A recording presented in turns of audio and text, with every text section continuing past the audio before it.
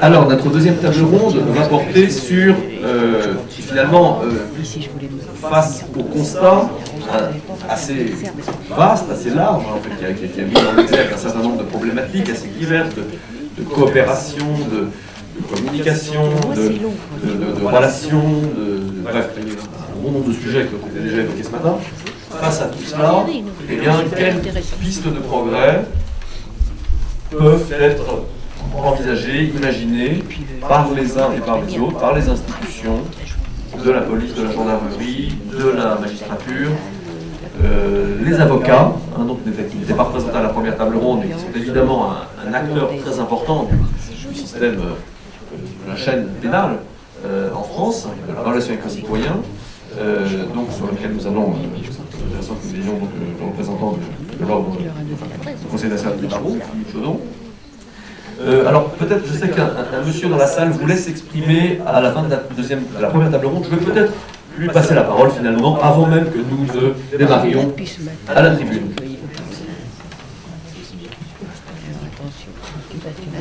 Attention. François Massonneau, 76 ans, citoyen pas tout à fait normal, parce que mon fils a été tué par un policier.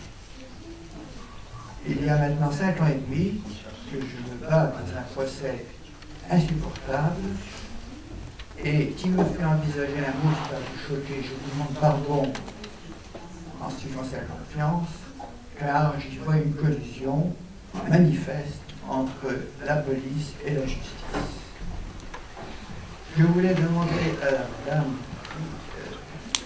qui a l'école des officiers de police comment un brigadier chef dans un chef-lieu de département peut faire office d'officier de garde de nuit alors que cette fonction est réservée à un officier de police. Ça, c'est une première question. Deuxième question, je voulais la poser à monsieur le général de gendarmerie. Tout le monde, pardon, c'est personnel, mais c'est quand même quelque chose qui témoigne de la confiance, car la confiance se mérite, elle se mérite sur des faits. Et là, mes faits sont malheureusement à charge contre ces deux institutions que j'ai toujours respectées. Je n'ai jamais eu personnellement maille à partir, ni avec la police, ni avec la justice. Monsieur le général de gendarmerie qui nous a dit que le rôle de la police ou de la gendarmerie était de protéger les citoyens, et comment mon fils, qui a eu une crise de désespoir, une crise plastique certes, a pu être considéré comme un forcené et avoir été tué par un policier non compétent puisqu'il faisait fonction d'officier de garde sans avoir le grade voulu. Ce policier d'ailleurs déclare, ce sont ses mots, je ne voyais pas comment on pouvait l'interpeller lui-même, et il déclare ensuite, j'ai un petit moment de flou, je ne sais plus très bien où je suis ni où sont les collègues et ça dure 5 à 10 minutes. 2 minutes après, il va tuer mon fils à Boulogne. Mon fils, effectivement, a fait cette crise plastique et les voisins ont appelé la police, qui est arrivée tout à fait en retard. Et quand elle est arrivée, mon fils avait fini de faire sa crise de désespoir. Il a crié. Il a crié même en se présentant à une fenêtre, en disant avec un couteau sur le toit, venez, je n'ai plus rien à perdre, venez me chercher, je n'ai plus rien à faire. Et un policier lui a répondu, vas-y, ça arrangera tout le monde. Se voyant cerné par 11 policiers, dont la plupart avaient un revolver, il a fui par les toits du quartier. Et il est allé échouer dans une petite cour à l'autre bout du quartier, où il a été manifestement immédiatement localisé, si vous voulez, parce qu'il perdait du sang, et que les policiers l'ont trouvé. Et ils l'ont trouvé, il était complètement exsangue, parce qu'il avait cheminé pendant 2 heures sur les briques. Je suis un peu long, mais j'allais arriver au fait. Et quand les policiers l'ont trouvé dans cette cour, il était assoupi. Un policier l'a sommé de se relever. Il s'est présenté avec les bras au-dessus de la fenêtre. Et un autre policier est arrivé, considérant qu'il agressait son collègue, il l'a tué à bout portant en faisant un tir dans ce qu'il appelle un tir de neutralisation dans la bouteille, entre guillemets, c'est-à-dire au niveau du plexus. Plaie de l'aorte descendante, mort en demi. Il n'a aucun aucun objet sur lui qui ait pu être considéré comme une arme. Il n'a blessé personne. Il n'a tué personne, bien sûr. Il a répondu aux effectifs des policiers, mais si vous voulez, je ne sais pas lesquels ont été les pires entre les deux. Ça, il est mort. Bien. Enquête. L'enquête est menée par ses copains du même service, qui sont les policiers de ce lieu de département. Bien évidemment, pas d'enquête non plus de voisinage. Et ensuite, donc, les déclarations sont reçues des policiers intervenus, et manifestement, pas de question gênante. Ensuite, c'est l'instruction qui est menée par trois juges différents. La première juge m'avait promis une enquête diligentée par la gendarmerie, que ce ne soit pas des copains policiers. Elle n'a pas été menée. Ensuite, le deuxième juge, et je m'adresse aux représentants de la magistrature au plus haut niveau, ce juge d'instruction, chargé de l'instruction contre un policier, m'a reçu dans son bureau décoré par 30 affiches, photos, décorations de policiers. Je peux penser qu'il pouvait être au moins deux parties pris. Et ce policier un médiateur. a mis 3 ans pour nous donner une photo qui a été prise par des policiers, montrant bien le policier. Un bout. Voilà. Manifestement, alors, le juge d'instruction a rempli son ordonnance de non-lieu, et je suis là, je vais aller devant la chambre d'instruction, bien sûr, mais je dis que ce phénomène, dysfonctionnement et de la police et de la justice sont flagrants. Et je peux vous dire que je n'ai aucune confiance ni dans l'une ni dans l'autre de ces institutions, bien que je tienne bien personnellement à me reprocher. Je vous pose des questions. Est-ce que la confiance peut être établie dans ces conditions-là? Merci, monsieur.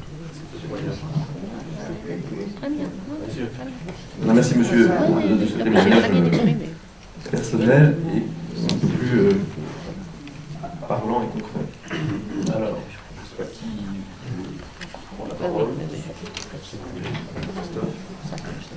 Oui, on est toujours évidemment, policier comme magistrat, confronté à la souffrance d'un père face au décès de son fils, forcément ému. Vous comprendrez que ne connaissant pas le dossier, je me vois mal émettre quelque avis que ce soit.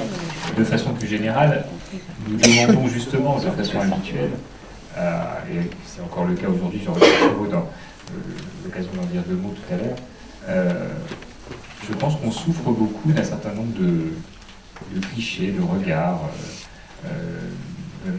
d'une situation qui fait que les Français ont le sentiment qu'effectivement les policiers ou les magistrats sont partiaux en réalité dans la gestion de leurs affaires. Je suis magistrat, je ne suis pas justiciable, hein. Enfin, j'ai été dans d'autres contextes. Et je trouve triste en réalité qu'on plaque un dossier particulier et qu'on en fasse une généralité. Je comprends la souffrance qui est la vôtre, monsieur, mais vous comprendrez que ce n'est pas parce qu'à une occasion vous avez eu l'impression que votre droit n'a pas été respecté qu'il faut derrière considérer que l'ensemble de la magistrature et l'ensemble de la police sont dans cette logique à tel point qu'il ne faille plus faire confiance à des institutions essentielles dans la République. Vous avez dit vous-même que vous allez saisir la chambre d'instruction. Je vous souhaite, je ne connais pas le dossier, je vous souhaite qu'elle vous donne raison.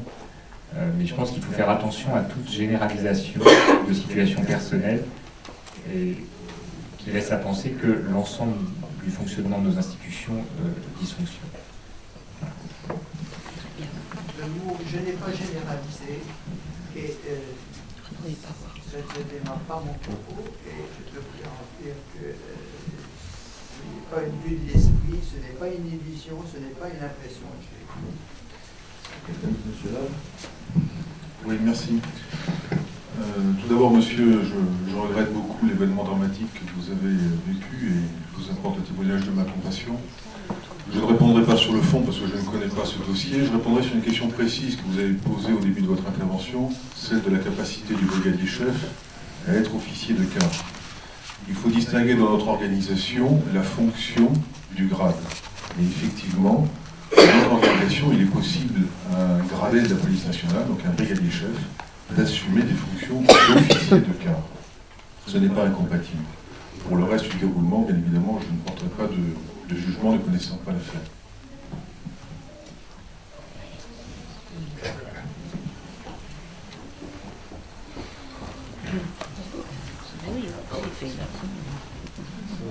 Bien, pardon, excusez-moi. Non, donc pas de commentaire sur ce... Alors, plus globalement, en matière, puisque cette deuxième table ronde vise à réfléchir à des pistes de progrès, qu'est-ce que vous auriez envie de proposer comme si des pistes de progrès en matière visant à restaurer, à contribuer à restaurer progressivement, parce que ça ne peut pas se faire évidemment du jour au lendemain, mais à engager un processus de restauration d'une confiance suffisante et nécessaire donc, entre les institutions, mais aussi bien sûr vis-à-vis des citoyens, en matière de sécurité et de justice, qu'est-ce que, messieurs, vous auriez envie de proposer comme idée? La parole à Christophe. Oui, je suis désolé, je vais encore reprendre la parole le premier, c'est très mal été, mais bon, je vais manquer à toute la confiance que Pierre Viniquet avait pu mettre en moi en m'invitant. Vous avez remarqué qu'hier soir, il y a eu des événements à Bordeaux dans le milieu judiciaire qui, évidemment, occasionnent quelques désagréments pour l'ancien président de la République, j'entends bien, et à son conseil, mais aussi au représentant syndical que je suis. Et je suis assez aspiré par les médias ce matin, ce qui explique qu'on avait tardé un certain nombre de sorties, et je vais être obligé de vous quitter très prochainement. Pour autant, la question de la confiance police-justice et citoyens est évidemment au cœur de nos préoccupations et depuis fort longtemps. Il y a un constat qui a été fait, je ne vais pas y revenir puisque ça a été dit très bien, mais on a un peu le sentiment, notamment dans les relations police-justice, que sont celles-là qui m'intéressent le plus, enfin qui sont plutôt de mon domaine d'intervention, c'est qu'on a une distorsion entre la réalité du travail du terrain qui fait que magistrats, policiers, gendarmes n'ont pas vraiment de problème sur le terrain et quand on se connaît et qu'on explique les choses, ça se passe relativement bien, mais qu'après les tensions se créent au niveau national, alors entre les politiques, mais ça c'est un peu un jeu entre les politiques, de tirer à vue sur les uns ou sur les autres, et plus particulièrement entre les représentants de nos différentes professions au niveau national.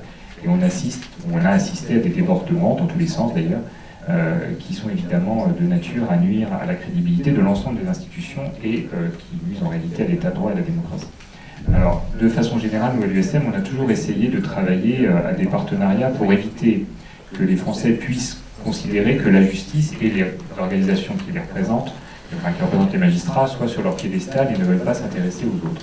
Et depuis que je suis président de l'USM, depuis 5 ans maintenant, on a essayé de développer des partenariats et de travailler en commun avec les uns et les autres, notamment, puisqu'ici il y a des représentants du barreau et de la police, avec le Conseil national des barreaux à l'époque, quand il s'agissait de porter une réforme de la procédure pénale plus équilibrée, en tout cas conforme à un certain nombre de valeurs que nous partageons, ce qui est heureux.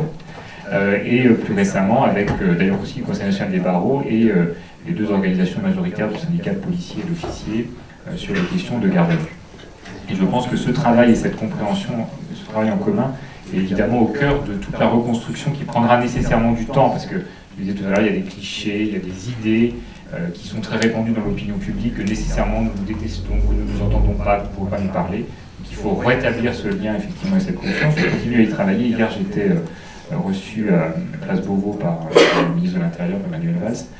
Et notamment, on a toujours en cours l'idée d'une grande table ronde des États généraux qui réunirait l'ensemble des organisations de policiers et de magistrats pour qu'on puisse enfin mettre les points de distorsion, de divergence que nous pouvons avoir sur des sujets essentiels sur la table pour éviter les attaques stériles que l'on connaît régulièrement.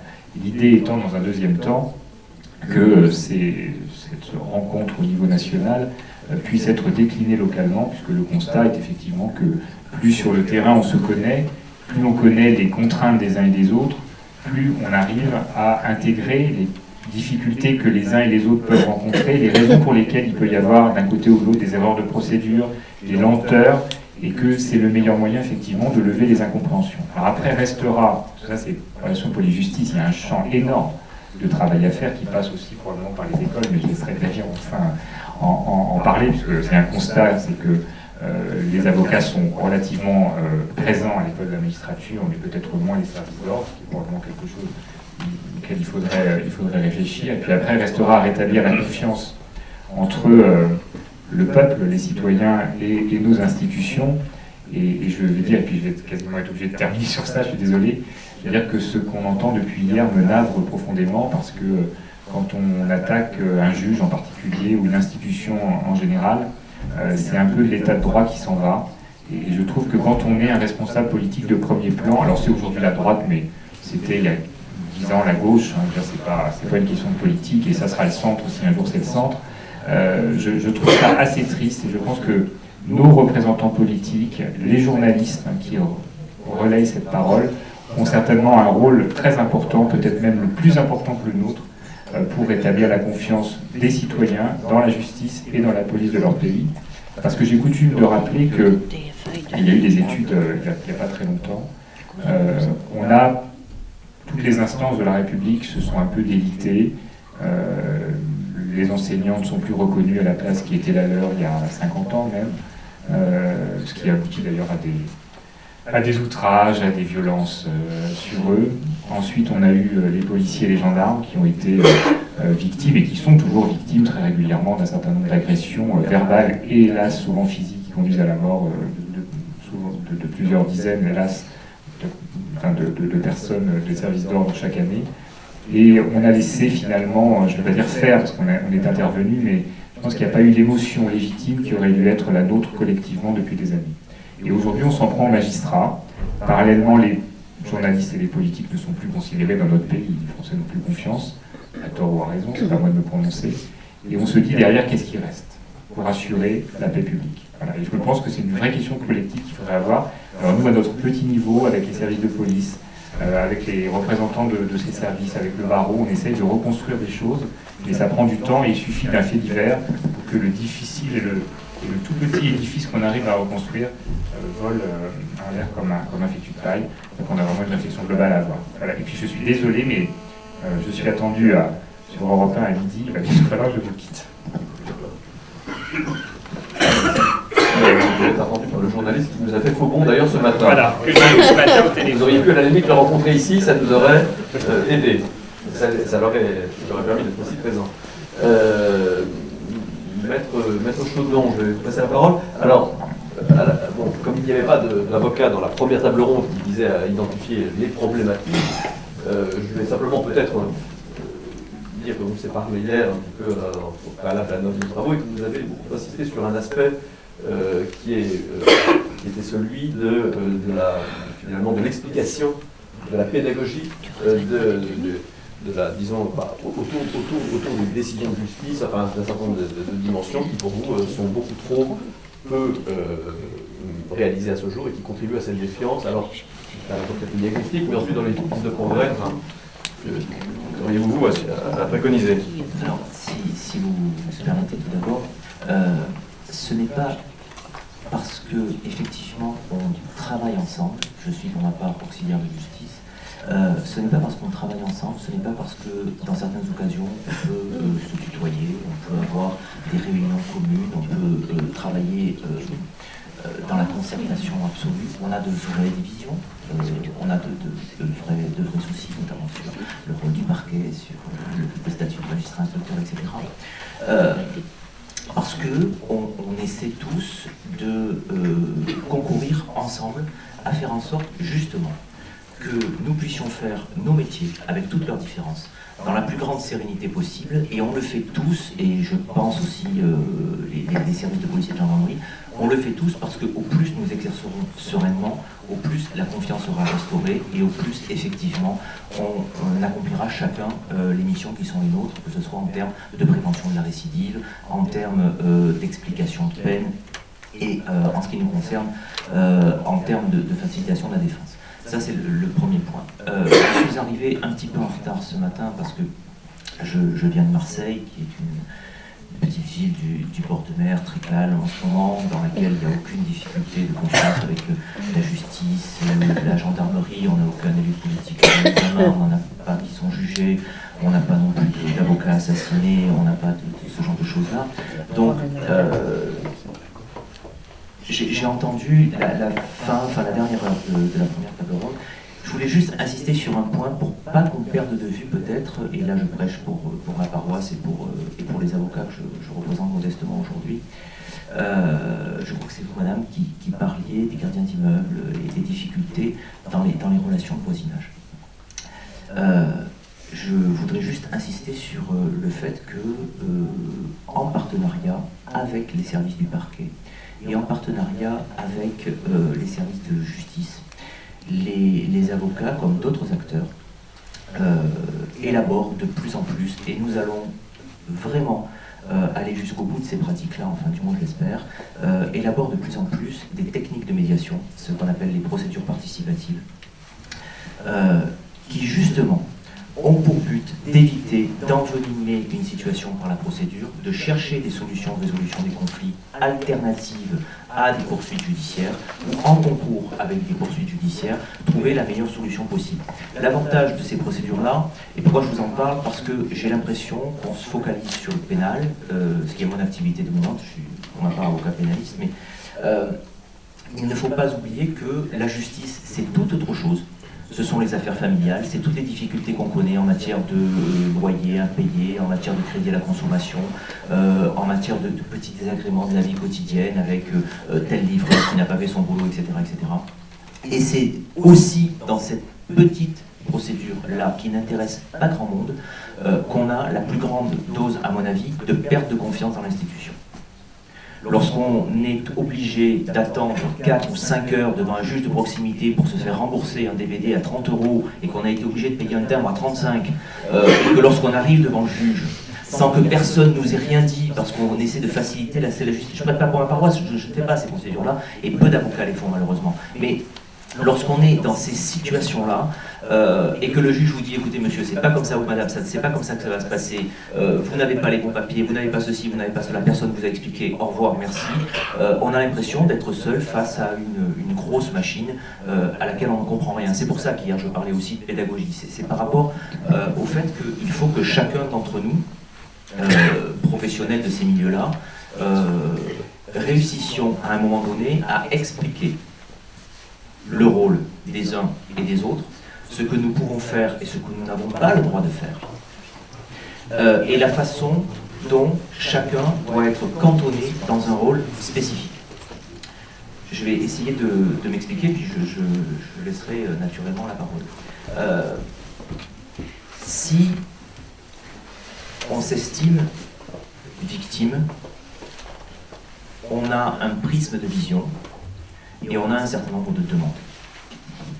Le premier de ces prismes de vision, on va l'avoir avec les services de police auprès desquels on va déposer plainte, ou avec le procureur de la République vers lequel on va écrire et essayer de se retourner.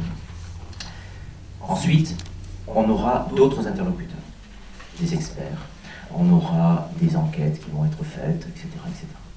Et au plus les choses se précisent, au moins, j'ai l'impression, qu'une victime ou qu'un plaignant a d'informations sur ce qui se passe. Et c'est tout à fait normal.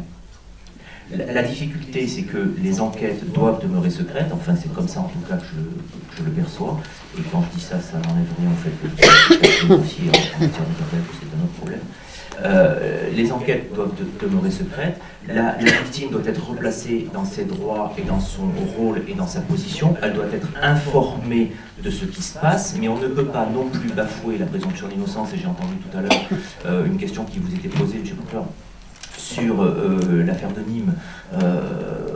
Bon, quand une personne est condamnée, je veux bien, mais jusque-là, on a les plus grandes difficultés, nous, à gérer ce problème du lien entre la personne qui peut être susceptible d'être l'auteur d'une infraction, et j'emploie toutes les précautions qu'il faut, et la personne qui peut être susceptible d'être plaignant.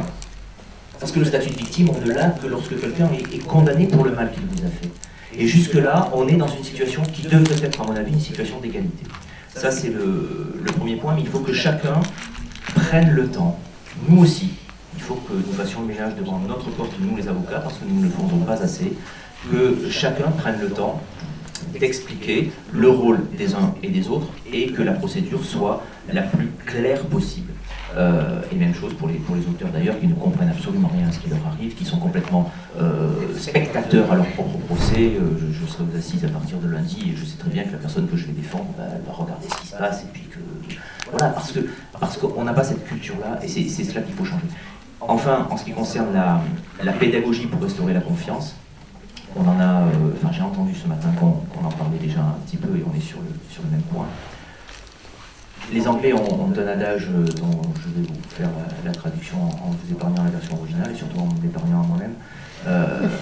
Ils disent « La justice ne doit pas seulement être rendue, elle doit aussi avoir donné l'impression d'être rendue. » Et c'est ça qui est extrêmement important. La justice doit avoir donné l'impression d'être rendue. C'est-à-dire qu'il faut un minimum de temps pour juger quelqu'un, un minimum de temps de réflexion avant de prononcer une décision. Dans le minimum, ça peut être 10 minutes, peut-être que 10 minutes suffisent. Mais il faut, en toute conscience, être en capacité d'estimer que 10 minutes suffisent, et non pas attribuer 10 minutes pour une procédure. Et enfin, il faut peut-être prendre 2, 3, 4 minutes pour expliquer une décision, les yeux dans les yeux, à une victime, comme à un auteur, en indiquant, voilà, je ne vous ai pas cru, donc je vous condamne, ou je vous ai écouté, mais je vous condamne, et voilà les raisons pour lesquelles je vous condamne. Et je dis ça parce que, de ce côté-ci de la barre, c'est comme ça qu'on s'exprime, M. Régnard est parti, mais il le sait parfaitement, lorsque ce travail n'est pas fait, c'est nous, avocats, à l'issue de l'audience, qui allons expliquer à la victime que c'est pas une mauvaise décision, que c'est normal qu'on l'ait pas condamné à 20 ans, ou que les dommages et intérêts, c'était lié à tel et tel point. Et pareil pour l'auteur, où on va lui expliquer que c'est peut-être normal qu'il aille en prison, que c'est pas forcément une erreur judiciaire, voilà. Donc, on est obligé, nous, de faire ce travail. La difficulté, c'est pas que nous soyons obligés de le faire. La difficulté, c'est que j'ai commencé mon propos et je le termine en disant que nous sommes auxiliaires de justice, c'est-à-dire que lorsque nous faisons ce travail, nous cautionnons le fait que ce travail n'ait pas été fait par ceux qui sont censés le faire. C'est pas grave en soi, c'est pas grave dans l'absolu, mais ça a une importance, parce que quelqu'un à qui on aura expliqué va partir peut-être un petit peu plus rassuré, mais au fond de lui, il aura quand même l'idée que ceux qui ont eu en charge de gérer son dossier ne l'ont pas pris en considération. Donc c'est pas lié à un comportement personnel, je ne vise absolument personne, on est tous la tête dans le guidon si je puis dire, et on va tous très très vite sur les procédures de comparution immédiate ou autre. Mais voilà, les pistes de réflexion sont celles-ci, procédure participative, médiation et pédagogie des audiences correctionnelles et de la procédure correctionnelle qui est assez compliquée. Merci Maître Jouvent. Merci sur mon sein. Non, nous n'allons pas forcément dire des choses différentes et c'est une bonne chose et un signe de confiance aussi entre nous. Moi, ce que je voudrais rappeler, c'est que nous sommes effectivement dans des sociétés fragiles où les choses ne vont pas de soi et où l'obligation de rendre compte ne suffit pas pour créer la confiance. Et c'est des sociétés fragiles qui sont traversées de forces qui essaye aussi de la rendre plus fragile dans un certain nombre de cas pour défendre des intérêts particuliers, pour défendre des intérêts professionnels, éventuellement des intérêts corporatistes. On peut avoir des stratégies de défense de son institution quand on communique, qui fait fi du respect des répartitions de rôle entre la police et la justice. On peut défendre ses intérêts particuliers, ça peut être des stratégies de défense qui commente un acte important de procédure, voire une décision de justice, et qui, appelons un chat, enfin, voilà, au canif, aussi attaquer cette confiance qui devrait s'attacher à n'importe quelle décision de justice. Je ne porte pas de jugement de valeur, c'est un constat. Donc ne nous cachons pas non plus derrière notre petit doigt. Voilà, on est dans des sociétés dans lesquelles tout le monde n'a pas les mêmes intérêts. Lorsque je vais déplacer le problème, un responsable syndical d'une prison va s'exprimer sur un incident qui s'est produit dans une prison. Il n'est pas forcément sur un terrain qui est celui de la défense de la vérité ou de la justice et autres. Et on peut mutatis mutandis, on peut l'appliquer lorsqu'on voit dans une poste de télévision un responsable syndical policier s'exprimer par exemple sur une affaire judiciaire, lorsque on peut voir aussi, pourquoi ne pas l'appliquer à nous-mêmes, magistrats également, un responsable donner son point de vue. Bon, ça c'est une réalité de départ, et moi ça attire de ma part les préconisations suivantes, c'est-à-dire que nous devons, les uns et les autres, et à tous les niveaux de la société, avoir des éthiques de responsabilité. C'est-à-dire, Jean-Pierre en parlait, il doit y avoir aussi des éthiques de responsabilité des responsables politiques, des responsables syndicaux, et puis des échelons hiérarchiques à quelque niveau que ce soit. Éthique de responsabilité pour ne pas jeter le discrédit sur le partenaire institutionnel, le politique par rapport aux responsables hiérarchiques, la police contre la justice contre la police. Donc ça veut dire clairement qu'au-delà de cette éthique voilà, qui est souhaitée, qui est recherchée, il faut que collectivement tout le monde travaille sa communication. Et que cette communication au moment des affaires judiciaires, elle doit être une obsession pour tout le monde. Moi j'ai été procureur de la République à Nantes, j'ai eu un certain nombre d'affaires qui ont intéressé les médias, et j'ai même évolué dans ma pratique. Je vous donne un exemple, quand on parle de restaurer la confiance. Un jeune disparaît dans la ville ou à l'étranger, parce qu'il était en vacances en Bosnie ou parce qu'il était en vacances en Amérique du Sud. C'est vrai qu'il y a quelques années, on aurait fait une fiche de recherche et on n'aurait pas communiqué là-dessus. On aurait dit, bah ouais, il a disparu, pour l'instant, on ne l'a pas retrouvé. Nos institutions, qu'elles soient policières, gendarmes, ou justice, on a dû évoluer. Et maintenant, nous prenons en compte mieux cette angoisse insupportable d'une famille qui ne sait pas si son fils s'est noyé dans la Loire, ou s'il a été enlevé, s'il a été séquestré, ou s'il est détenu par tel ou tel groupe en Amérique du Sud. Donc on déclenche maintenant des moyens judiciaires, des moyens procéduraux, et on déclenche de la communication, y compris à recevoir les familles pour les tenir au courant de l'évolution. Donc ça, c'est quelque chose qui, je pense, est de nature, par cette communication très parfois pesante pour l'ensemble des acteurs institutionnels d'une enquête judiciaire, nous essayons de restaurer la confiance et de la préserver, en tout cas de toute atteinte, parce que la famille reste dans son angoisse absolue. Mais de la même façon, vis-à-vis des médias, donc il y a un phénomène, vieux procureur que je suis, en 30 ans, qui a quand même considérablement changé la donne et qui est directement en lien avec votre problématique de confiance, c'est que nous sommes une société d'information, seconde par seconde, avec des chaînes qui ne vivent que du traitement de l'information judiciaire, et que nous ne pouvons plus agir comme autrefois, c'est-à-dire faire un compte-rendu avec le journaliste local et puis attendre l'écrit du journal du lendemain. Donc ça, c'est impossible. Donc désormais, nous sommes contraints de communiquer pour expliquer l'état d'une enquête sans dévoiler les éléments les plus importants qui seraient de nature à nuire.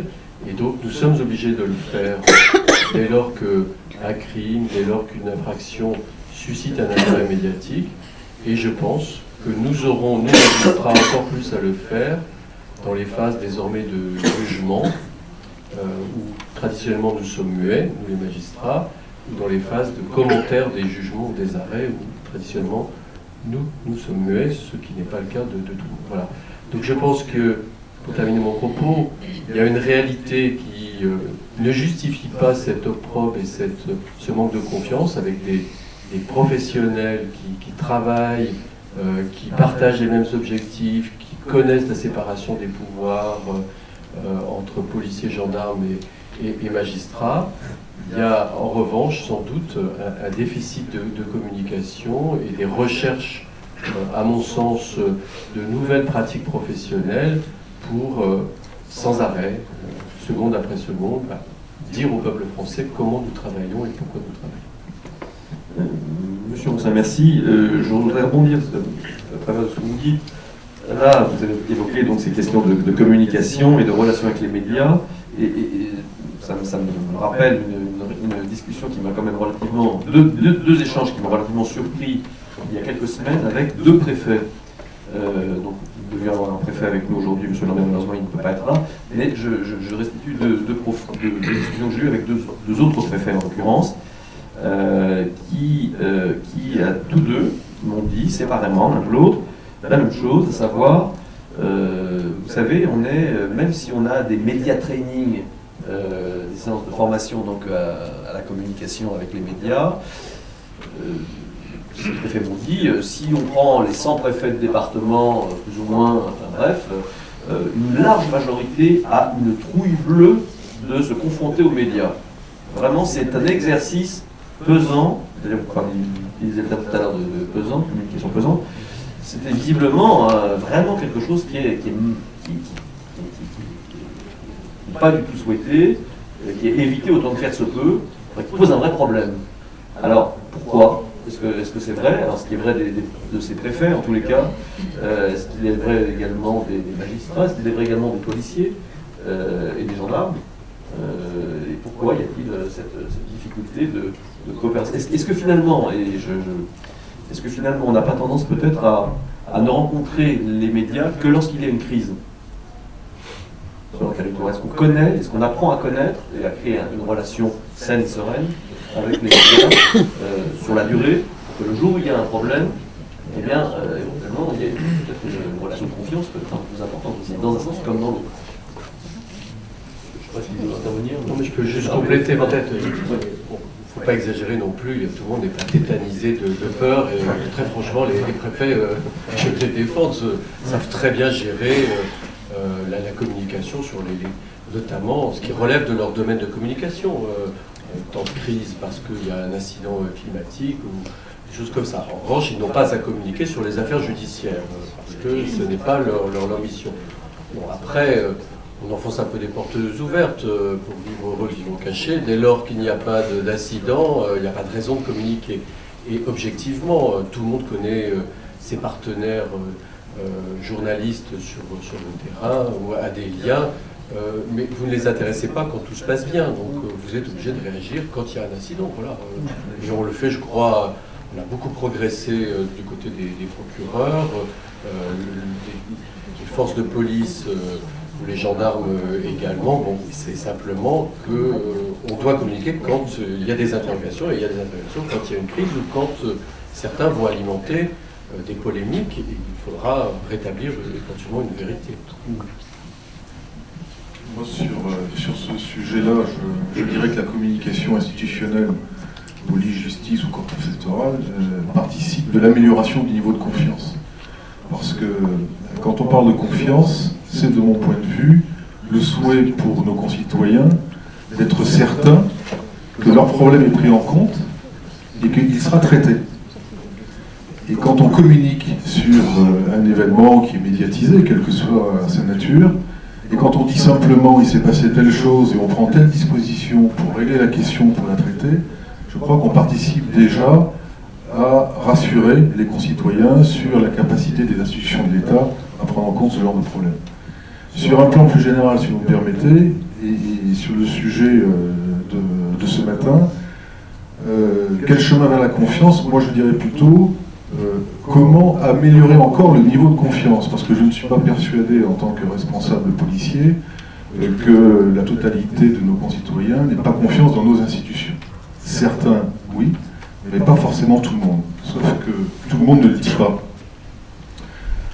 Rapidement, je représente ici 70 000 policiers qui font la police au quotidien sur 99 départements métropolitains et d'outre-mer, hormis la plaque parisienne, c'est-à-dire Paris et la petite couronne. Ces personnels-là réalisent 7000 interventions de police par jour, c'est-à-dire des interventions d'aide et d'assistance ou de lutte contre la délinquance, soit une intervention toutes les 12 secondes. Si on n'avait pas un minimum de niveau de confiance, on ne pourrait pas travailler dans de bonnes conditions. Parce que quoi qu'on en dise, ces interventions sont souvent motivées, bien sûr, par des victimes, mais aussi par des témoins, par des gens qui constatent des anomalies et qui nous demandent de venir les constater et les régler.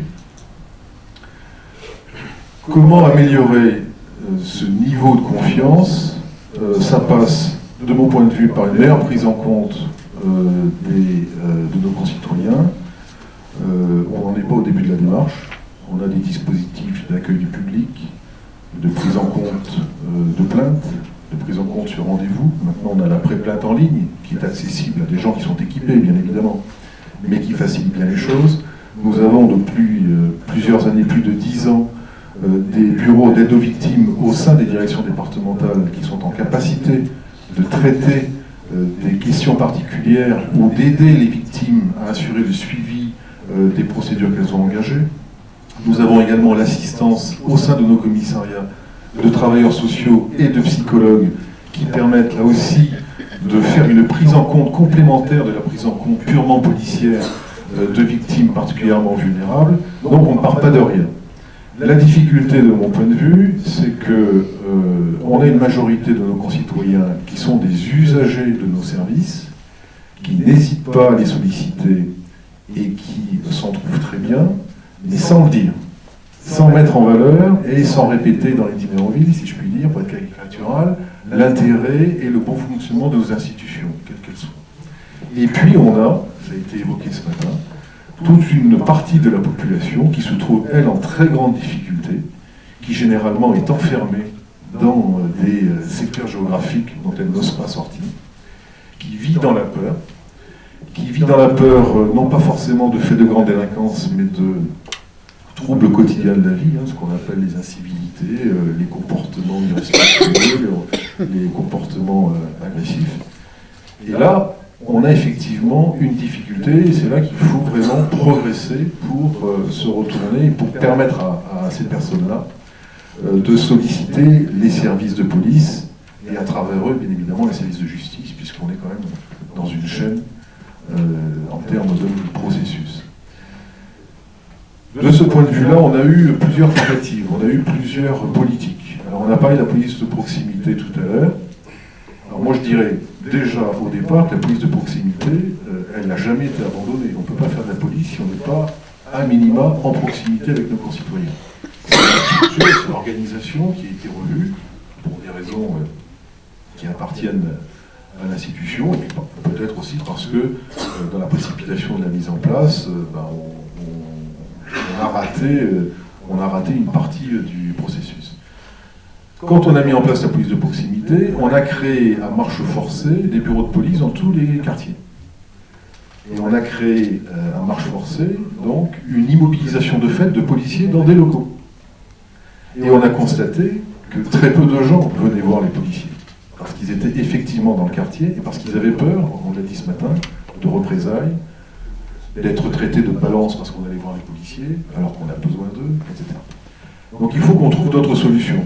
Alors ces solutions, c'est le partenariat concret au plus près du terrain que nous avons avec les bailleurs sociaux, avec les transporteurs, avec l'éducation nationale, avec également des associations de commerçants ou d'entrepreneurs, et à travers un maillage de référents parmi toutes ces populations, on s'efforce, nous aussi avec nos propres référents, d'aller au-devant d'eux et de recueillir ce qu'on appelle, et ce qu'on a appelé quand on a mis en place la police de proximité, la demande de sécurité. À charge pour nous de répondre à cette demande de sécurité. Et actuellement, on est dans une phase où, après une période où on demandait à nos policiers d'être vraiment des policiers au sens plein du terme, c'est-à-dire d'être efficaces dans l'identification, l'interpellation, le défèrement à la justice, on leur demande de continuer à faire ça, mais on leur demande maintenant, notamment dans le cadre des zones de sécurité prioritaire, de recueillir la demande de sécurité de la population. Et cette demande de sécurité, beaucoup de nos policiers ne considèrent pas qu'elle fait partie de leur cœur de métier. Il faut savoir que le policier, le gardien de la paix, le jeune gardien de la paix qui rentre à l'école, eh bien, il rentre dans la police avec l'image de courir après le voleur, pour être clair. La victime, il ne sait pas ce que c'est. Il a peut-être été victime lui-même, mais ce n'est pas sa préoccupation. Donc on a un gros travail à faire en termes de formation, mais également en termes de management d'équipe auprès de nos personnels, pour que on maintienne notre niveau de performance dans la lutte contre la délinquance, mais qu'également on élève notre niveau de prise en compte de la victime, aussi bien dans le recueil de la demande de sécurité que dans l'empathie. Parce que souvent, ce qu'on nous reproche dans les services de police, c'est on prend une plainte, c'est mécanique, il n'y a pas d'empathie. Et donc tout ça, on a effectivement un gros travail à faire là-dessus, qui va passer par la formation, par la professionnalisation des gens qui sont à l'accueil du public, également par la reconnaissance de cette filière et la valorisation. Il faut savoir que prendre des plaintes, c'est pas forcément valorisant dans un commissariat de police, alors que c'est un acte essentiel. Et on engage tout un tas de travaux en termes de formation et de management pour améliorer tout ça. Et puis, je crois qu'il faut reprendre un maillage territorial dans ces quartiers difficiles pour permettre à la population de s'exprimer. Moi, je vais vous citer un exemple. J'étais dans un poste il y a encore quelques mois, une petite ville du port de mer, comme disait le maître, et je participais beaucoup aux réunions des comités d'intérêt de quartier, qui sont très vivants à Marseille et qui sont dans leur 2e siècle d'existence, c'est dire. Et j'étais toujours stupéfait de voir que, alors qu'en tant que responsable de police, j'étais préoccupé par le niveau de violence, par le niveau de vol par effraction, par le niveau de vol-violence, j'étais stupéfait de voir que les problèmes qui nous étaient rapportés, pour lesquels on nous demandait des réponses, c'était les occupations de halls d'immeubles, les halls d'immeubles sales, la saleté des rues, l'incapacité des mamans à circuler sur les trottoirs avec leurs poussettes parce que les voitures étaient garées sur les trottoirs, les épaves qui n'étaient pas enlevées par la police ou par les bailleurs, etc. Donc un décalage total entre ce qu'on considère, nous, policiers, comme notre cœur de métier, et les attentes d'une population qui est vraiment une population en grande difficulté. Donc il faut qu'on s'adapte.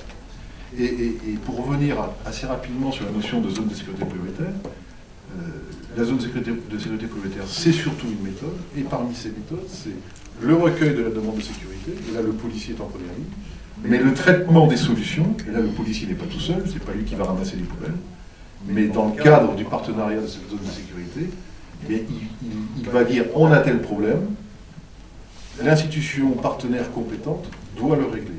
Et ce n'est que comme ça que nos concitoyens verront qu'il y a effectivement un effet en demande de sécurité, qui sont pris en compte, et que le niveau de confiance qui est faible dans cette catégorie-là, vis-à-vis des institutions, pourra remonter. Ce qui est assez frappant, c'est dans ce que vous dites, c'est qu'effectivement, visiblement, considérer que recueillir la demande des citoyens n'est pas une évidence, loin s'en faut, et qu'en tous les cas, c'est pas dans la culture. Comment vous expliquez ça? Parce que, finalement, les policiers, dans la culture policière, c'est sans doute la même question qu'on va se poser pour la gendarmerie, et sans doute aussi d'ailleurs pour les magistrats, au service de qui travaille-t-on finalement? Est-ce qu'on travaille au service de son institution, de son ministre, son directeur d'administration centrale, ou des citoyens? Non, je crois qu'on travaille au service de nos concitoyens, sauf que notre société, ça a été dit par les uns et les autres, a évolué très rapidement dans ces derniers temps, vers un individualisme forcené, à tous les niveaux, vers une peur de dire à l'autre ce qui va ou ce qui ne va pas. On manque de médiation, en fait. On manque de médiation. Et qui est présent sur ces quartiers, hormis la police? Donc on s'adresse à la police, on attend de la police tout ce qu'on pourrait attendre d'autres intervenants qui manquent. Donc moi je suis plutôt enclin à dire privilégions la médiation pour régler ce genre de problème, sauf que elle n'est pas forcément en place, ou elle est mal définie, ou elle ne fonctionne pas bien. Et donc de ce fait, je dis, prenons en compte, nous policiers, puisqu'on est sur ces quartiers, la demande de sécurité, mais faisons en sorte que la réponse soit donnée par ceux qui sont compétents pour la donner, dans le cadre d'un partenariat opérationnel, avec effectivement, et là je vous rejoins, des gens responsables autour de la table qui peuvent prendre des décisions et influer sur la marche de leur institution. Merci Monsieur Lage. Alors je vais passer la parole au général d'Arras. Voilà, parce que de votre côté, votre les pistes d'évolution que vous identifiez, se rapprochent de celle de Pascal Lal. Oui, elles sont bien évidemment convergentes et c'est heureux. Moi je dirais que sur la partie, le premier axe qu'il faut développer, parce que, comme dit M. Lal, on ne part pas de rien sur ce terrain-là, beaucoup de choses ont déjà été faites, c'est la partie connaître l'autre. C'est-à-dire, et j'ai envie de dire, la confiance, c'est pas à sens unique. La confiance, ça se crée à deux, ça se vit à deux, et ça s'entretient à deux. Voilà, pour faire raccourci. Et donc, quand j'ai dit ça, comment faire pour faire, justement, pour faire mieux, puisqu'on a déjà fait des choses. C'est d'abord connaître c'est pas le public, hein, c'est les publics. Dans une zone donnée, hein, que ce soit une circonscription, un arrondissement, un groupement, un département, on a identifié, c'est le premier travail on va dire, du service public, et notamment du service public gendarmerie, c'est d'identifier les publics dans une démarche. J'ai bien aimé ce que disait tout à l'heure Madame lors de la première table ronde, presque dans une démarche très cellulaire, c'est-à-dire identifier dans la ville, dans le quartier, les problématiques qui concernent tel type de population. Et c'est comme ça qu'on va arriver ensuite à cibler une action bien précise.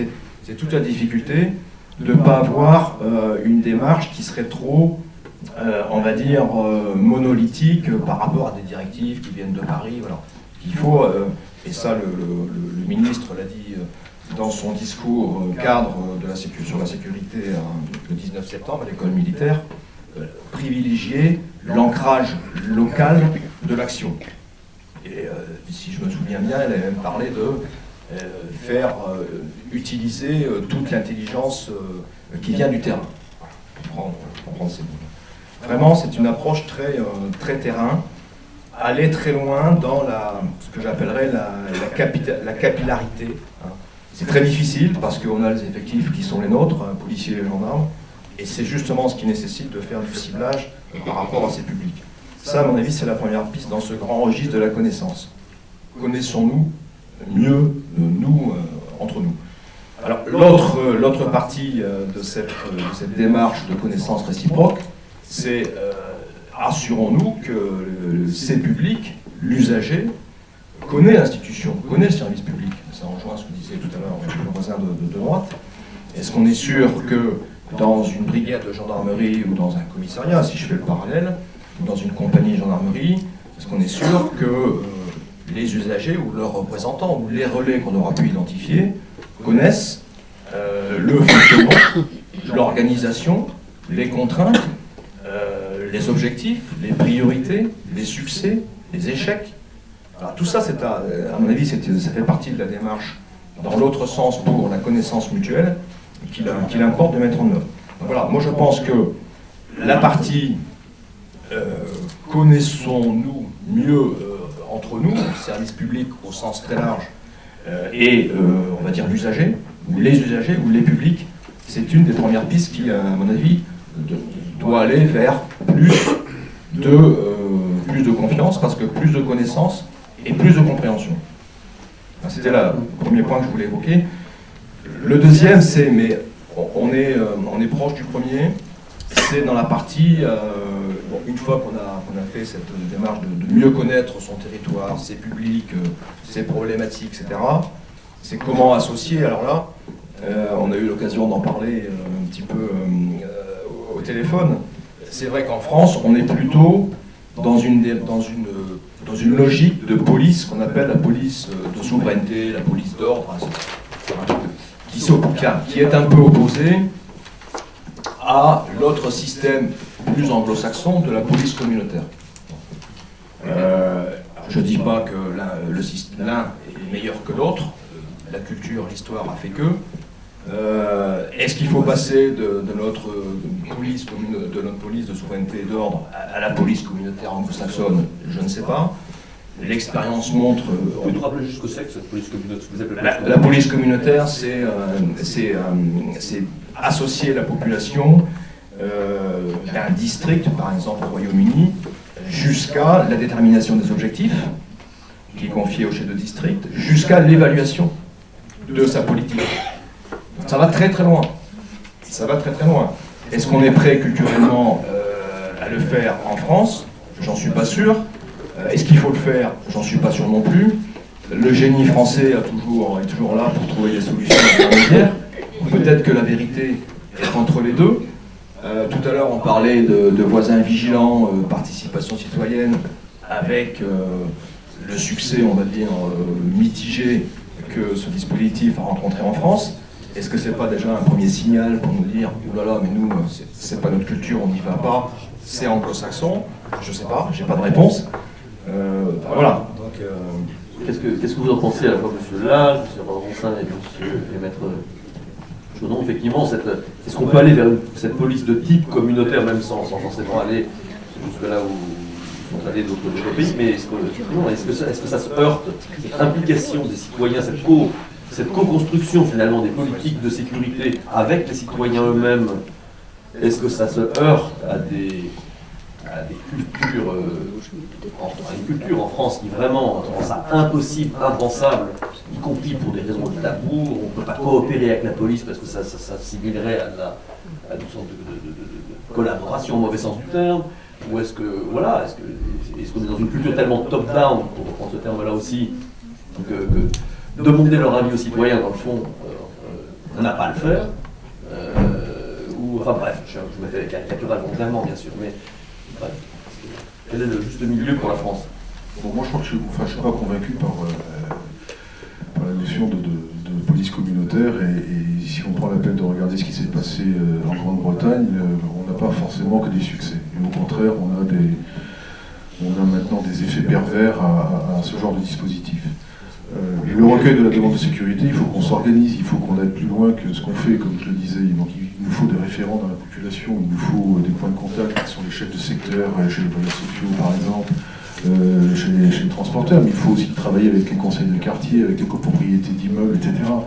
Donc là, on peut le faire, on sait le faire, mais il faut qu'il y ait une dynamique, et il faut, comme le disait le général aussi, qu'il y ait une volonté des deux côtés, parce que nous, on ouvre la porte, on fait des offres, mais si personne ne répond, bien évidemment, ça va être compliqué. En revanche, ce qui nous manque, et là, c'est là que la Fondation travaille là-dessus, c'est une connaissance plus fine d'un certain nombre de communautés qui peuplent notre pays, pour lesquelles nos policiers, notamment nos jeunes policiers, n'ont pas les outils pour décoder les modes de fonctionnement, les modes de vie. Et parfois, ces modes de fonctionnement et ces modes de vie sont interprétés comme une rébellion par rapport à la loi de notre pays. Et là, je crois qu'on peut progresser là-dessus.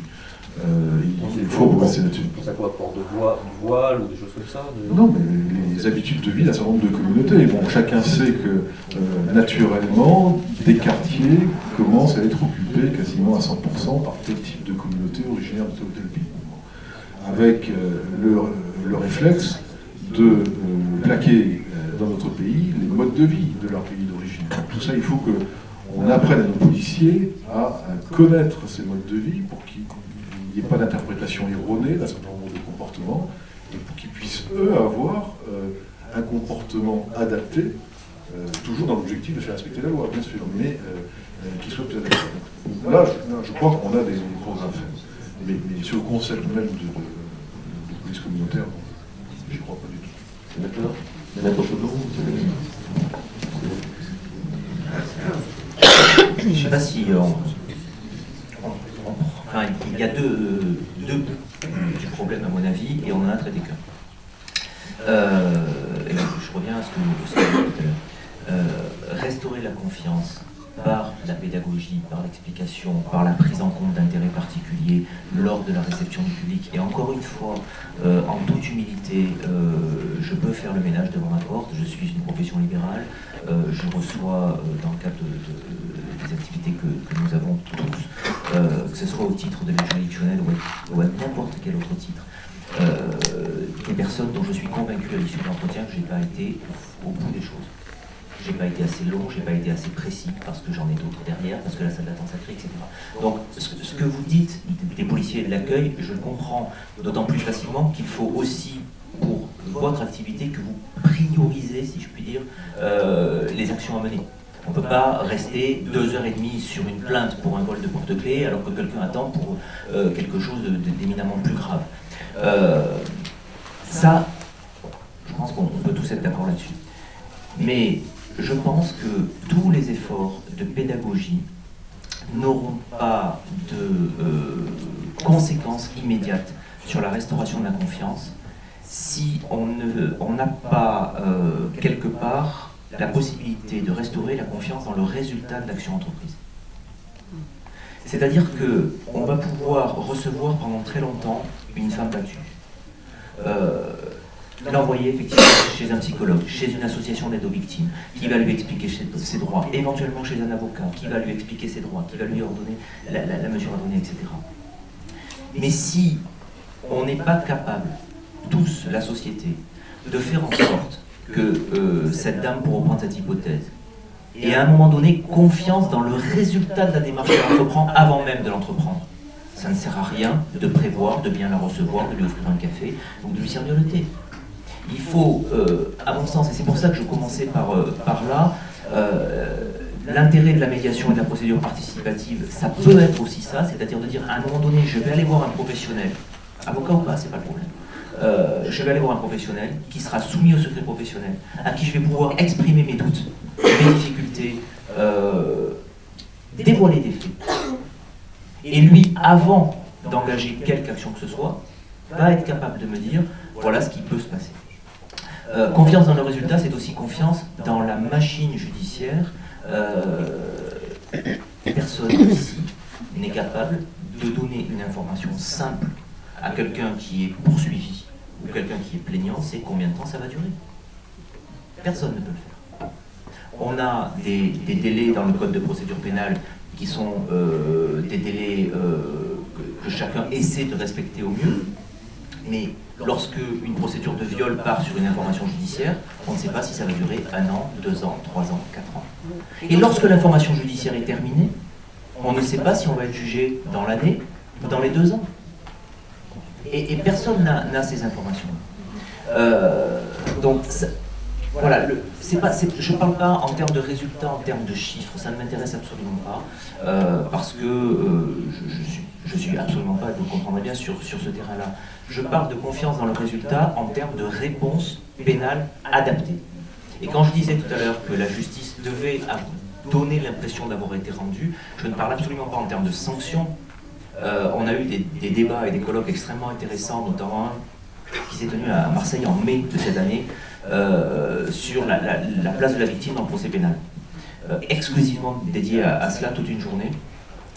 Psychologue, sociologue, magistrat naturellement, avocat. Et la quasi-totalité des intervenants nous ont expliqué que le procès pénal pour une victime n'avait quasiment aucune vertu thérapeutique, malgré ce qu'on peut penser. C'est pas ça qui compte. C'est pas la sanction, c'est pas la présence à l'audience. C'est le sentiment d'avoir été entendu jusqu'au bout et le sentiment de savoir quand tout cela va finir.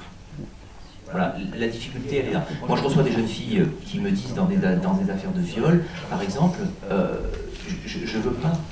Je veux pas parce que je ne sais pas pour combien de temps j'en ai. Et je vais, voilà. Donc on a ces difficultés-là. Je vais reprendre un autre exemple sur la restauration de la confiance. On a parlé ce matin du rapport du contrôleur général des lieux de privation de liberté. Je pense que tout le monde a lu, en tout cas, les recommandations qu'il avait prises le 6 décembre dernier sur la maison d'arrêt des Baumettes. De nombreuses personnes ont vu sur Internet, y compris en annexe de son rapport, les photographies qui avaient été prises. Je fréquente cette maison d'arrêt pour des raisons professionnelles, à peu près une fois toutes les 15 jours. Et à ma grande surprise, j'ai découvert l'effroi en lisant le rapport du contrôleur général des lieux de privation de liberté. Ce que je veux dire par là, c'est que même à nous, et c'est pour ça que je suis interpellé sur mon propre rôle et sur la mission des avocats et sur l'écoute qui nous manque. Et c'est un problème de formation professionnelle chez nous. Nous sommes formés à être des techniciens de la procédure, qu'elle soit pénale, fiscale, prud'homale, peu importe, mais on ne nous apprend plus l'histoire, on ne nous apprend plus la considération, on ne fait plus autre chose que la technicité de nos matières respectives. Parce que les détenus que j'étais amené à rencontrer, certains d'entre eux faisaient partie ou étaient hébergés dans les cellules qui ont été dénoncées par le contrôleur général des lieux de privation de liberté. 1 an, 2 ans, 6 mois pour certains, un peu plus pour d'autres. Je les ai rencontrés tous les 15 jours, personne ne s'est plaint. Aucun d'entre eux ne m'a dit « je vis dans des conditions dégueulasses, je veux sortir de là ». On m'a parlé de violence, on m'a parlé de tout cela, j'ai fait mon boulot quand il le fallait. Et sur ces problèmes. Et pourquoi? C'est parce qu'il votre questionnement qui... C'est mon questionnement qui pose problème, c'est effectivement le fait que je ne suis pas attentif, ou je ne suis pas formé pour recueillir ce genre de doléances, parce que ce n'est pas mon boulot. Et je rejoins là peut-être ce que disaient les représentants de la police et de la gendarmerie. On n'est peut-être pas assez formé pour ça, donc c'est pour ça que je fais largement le ménage devant ma propre porte. Et peut-être aussi par ce qui a été dit ce matin, la peur des représailles, la peur de ce qui va se passer si on dénonce, le fait d'être une petite frappe si on commence à se plaindre de ce que les autres ont supporté, alors si on n'est pas capable de supporter ça, on va être la risée de ceci, de cela. Il y a tout un tas de facteurs, on était en train d'essayer de monter un espèce de questionnaire pour essayer, nous, de comprendre pourquoi on en est arrivé à cette situation-là, parce que ça pose question aux professionnels, et y compris au sein de la maison d'arrêt, puisqu'on a eu des réunions avec la direction là-dessus pour que tout le monde fasse un effort, y compris les gardiens. Donc on est tous dans la même machine, on a tous, à mon avis, les mêmes difficultés relationnelles et les mêmes difficultés liées à l'explication de nos missions et à l'explication des résultats qu'on obtient ou qu'on n'obtient pas.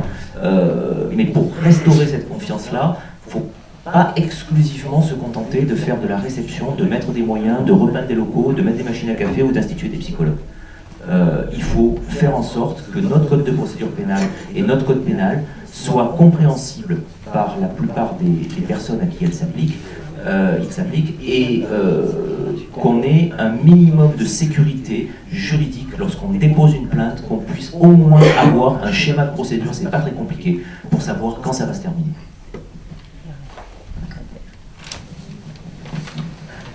On a abordé beaucoup de sujets, mais bon, je voudrais peut-être à la fois reprendre votre question tout à l'heure sur les modèles anglo-saxons et les modèles français, puis peut-être en premier lieu rappeler un peu aussi nos fonctionnements. Bon, sur les délais, cette notion de ce côté inconnu de l'issue de la procédure, bon, rappelons quand même que les procédures d'instruction, c'est à peu près 4% des affaires poursuivies.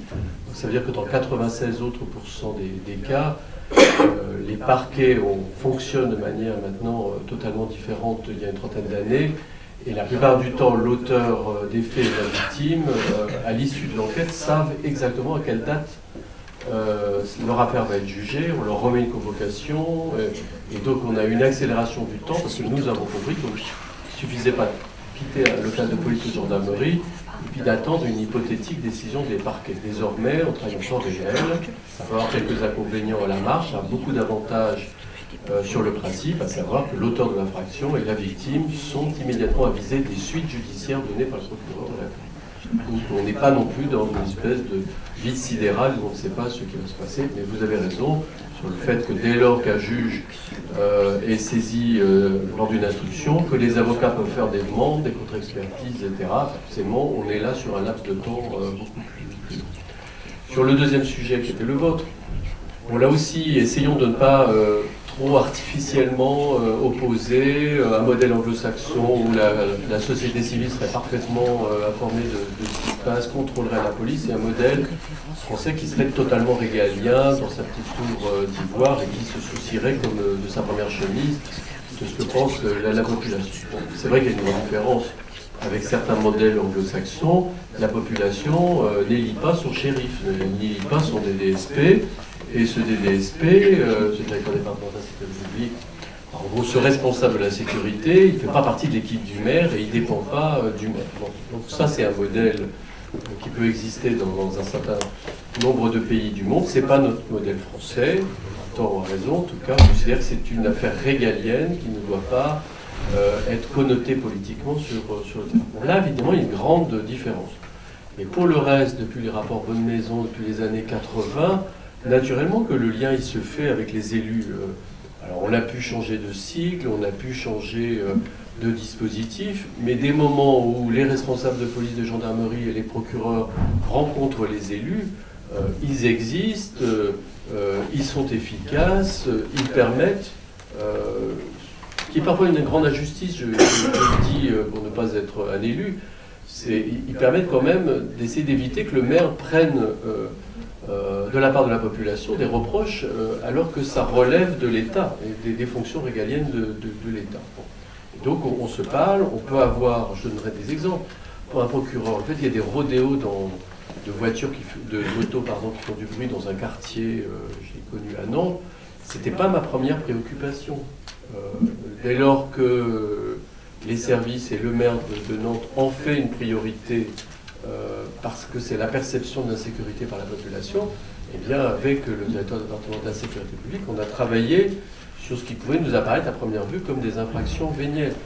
Par ailleurs, on a pu travailler dans des contrats locaux de sécurité sur l'enlèvement des épaves incendiées, sur des sujets qui participent d'une certaine forme d'insécurité. Donc voilà, je voudrais juste dire, ne croyez pas qu'il n'y ait pas ces liens avec les élus.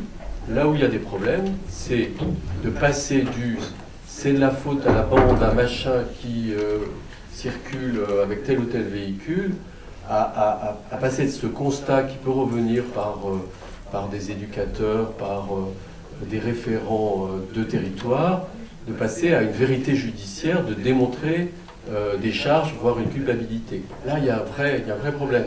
Si on oppose des secrets professionnels, si on dit « moi je vous dis ça, mais je ne le dirai jamais sur le procès verbal », c'est vrai que c'est plus compliqué de démontrer une culpabilité. Donc ça, on essaie d'y travailler, les procureurs et les maires essaient d'y travailler, ça fait partie de difficultés. Il ne suffit pas de dénoncer, il faut encore rapporter la preuve, parce qu'on est dans une démocratie où on doit rapporter la preuve d'une culpabilité. Donc là, on doit pouvoir travailler, et c'est vrai que les expériences lancées par certains des voisins vigilants montrent leurs limites, à savoir une absence de coopération, de témoignage ou des peurs de représailles. Donc, mais on y travaille. Simplement peut-être, monsieur Rancin, peut-être un petit peu complémentaire juste, qui en rebond au propos précédent. Donc est-ce que cette question qu'indiquait Maître Chaudon sur le fait en disant nous ne sommes pas formés, nous sommes plutôt formés à la technique et pas suffisamment à l'écoute. Oui, alors prenez des avocats. Alors est-ce que vous pensez que... Non, moi je ne partage pas ça, par exemple, sur la victime de viol, mais dans un nombre incalculable de parquets, on a travaillé ces notions d'accueil d'une victime de viol ou d'accueil d'enfants avec des protocoles, avec les hôpitaux. La procédure pénale a énormément évolué. C'est vrai qu'il y a 30 ans, la victime allait répéter sans arrêt devant le policier, puis devant le juge d'instruction, puis à l'audience, et puis s'il y avait un appel, ce qui lui était arrivé de dramatique. Maintenant, on a des auditions filmées. J'oubliais d'ailleurs raconter devant le psychologue et puis devant le psychiatre. Bon, on a énormément évolué là-dessus. On essaie d'éviter ce qu'on appelle les traumatismes secondaires. Donc, on est formé nos écoles forment aux techniques procédurales. Il faut-il bien connaître le droit, et c'est normal. Mais ces notions d'écoute, ces notions d'accueil sont toujours perfectibles. Et c'est vraiment pris en compte depuis de très nombreuses années. Et on a fait des progrès considérables par rapport aux périodes que j'ai pu connaître. Oui, je voulais juste dire, je ne suis pas le défenseur du système communautaire. Je voulais juste, par rapport à cette réflexion, puisque la table ronde est assez prospective, j'avais compris, remettre en perspective qu'il existait dans d'autres systèmes des démarches, bien sûr, ni pas que nous sommes un système régalien, et voilà, c'était pour remettre en perspective d'autres systèmes. Sur la partie on n'est pas formé pour, je parle sous le contrôle du directeur du général Loubès qui dirige l'école des officiers, gendarmerie à Melun. Côté gendarmerie, c'est vrai qu'il y a un effort a été fait depuis de nombreuses années pour ne pas seulement former nos officiers, nos sous-officiers à la technique, mais aussi au savoir-être dans un certain nombre de situations, avec des mises en situation, etc., notamment sur la partie accueil des victimes, etc. Et donc ça, c'est un gros effort qui est fait chez nous pour prendre en compte cette dimension. Et dernier point, sur ce qu'on disait tout à l'heure sur l'évaluation. C'est vrai que l'évaluation, l'audit, ce sont des mots qui sont à la mode, un peu galvaudés d'ailleurs. La question, c'est qu'est-ce qu'on évalue localement? On évalue, on rend compte à notre hiérarchie des résultats obtenus par rapport à des cambriolages du département ou dans la région ou dans l'arrondissement. Oui, ça c'est sûr, on le fait. Est-ce qu'il ne faut pas se poser maintenant la question, est-ce que l'action que l'on mène tous les jours répond aux aux attentes spécifiques de la circonscription, de l'arrondissement dans lequel on se trouve. Voilà, là peut-être qu'il y a une voie aussi à explorer en matière d'évaluation de l'effectivité du travail, et pas de l'efficacité, l'effectivité par rapport aux attentes locales. Alors, une petite... et avant, je vais passer la parole à la salle là, dans 2 minutes. Juste par rapport à cette notion que vous avez les uns et les autres évoquée, qui est cette nécessaire proximité accrue sur le terrain, proximité avec les citoyens, écoute des citoyens, interaction avec eux. Je me permets de vous soumettre une démarche que l'Institut Confiance est en train d'engager, justement, qui vise à cela, parce que là nous sommes ici à Paris, dans un lieu tout à fait sympathique, parisien, à discuter, à réfléchir ensemble à ces problématiques de confiance, mais comme vous dites, là, ensuite la réalité elle se passe sur les territoires, au plus près des habitants, des citoyens, etc.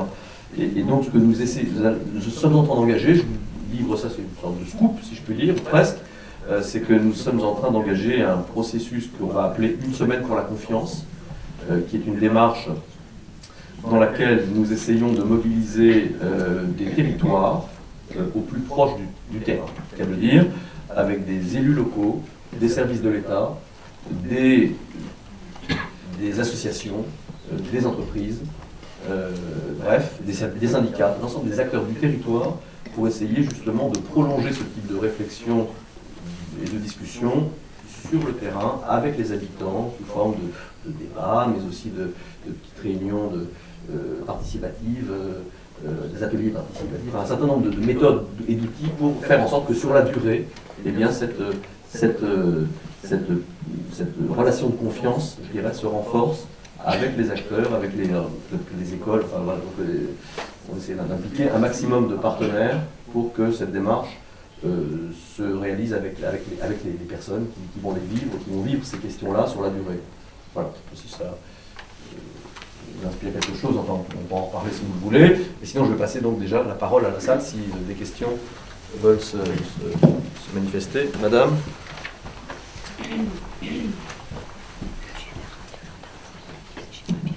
Encore une fois, moi je ne suis pas une professionnelle, mais monsieur l'avocat, en fait, ma version à moi, mon interprétation du fait que les détenus ne vous aient pas parlé du problème je dirais, de la propreté des locaux, ça veut dire que pour eux, c'est pas ça qui est fondamental. Ils vous parlent de ce qui est prioritaire, pour eux, c'est la violence. Donc, voilà, ce dont ils vous ont parlé, c'est ce qui est au premier plan. Il se trouve que récemment, il y a eu une émission sur France Culture à propos justement des prisons, et il y a un ancien détenu qui a parlé, et j'étais sidérée de l'entendre parler de la différence entre l'ancienne prison à Lyon, où il entendait les bruits des passants, les bruits des trains, et la nouvelle prison où il n'y a plus aucun bruit, et il dit que même les oiseaux ne viennent pas. Donc il a l'impression qu'il n'y a plus de vie du tout, et que les prisonniers sont beaucoup plus malheureux avec des toilettes, une douche, un endroit propre, mais ils n'ont quasiment plus la sensation d'exister, donc ils préfèrent un vieux lieu mal... voilà. C'était ses paroles. Et sinon, sur le problème de l'empathie, à mon avis, je ne pense pas que l'empathie, on puisse la greffer chez quelqu'un. On est un peu né comme ça, où on a un petit potentiel. Peut-être, ou alors faudrait s'adjoindre en permanence une assistante sociale, une infirmière, mais enfin, c'est mon avis. Ou alors détecter ceux qui ont un minimum d'empathie et justement peut-être les orienter vers ces postes-là, plus que vers certains postes dangereux, et on voit que certains policiers se suicident, peut-être qu'ils seraient plus à l'aise dans ce type de poste-là. C'est peut-être un type de poste à créer. Merci. Oui, effectivement, pardon. Non, je vais juste répondre sur les prisons. C'est étonnant que vous disiez ça parce que ça correspond très exactement à la réalité. Vous avez tout à fait raison, à la fois sur le bruit, parce que lors de la conférence de consensus, il y a eu le 14 février, il y a un mois, 2 détenus condamnés longue peine sont venus expliquer ce qu'ils subissaient en prison. C'est très intéressant. Une des questions de la salle a été vous venez de sortir, vous êtes en permission de sortie juste pour venir aujourd'hui. Quelle a été votre première impression? Et les deux ont dit le bruit de la ville, le bruit. Voilà. Donc effectivement, le fait d'être dans une prison en centre-ville, mais ça c'est un autre débat qu'on pourra avoir dans d'autres lieux, parce qu'il faut quand même que la population veuille aussi avoir des prisons en centre-ville, c'est pas gagné.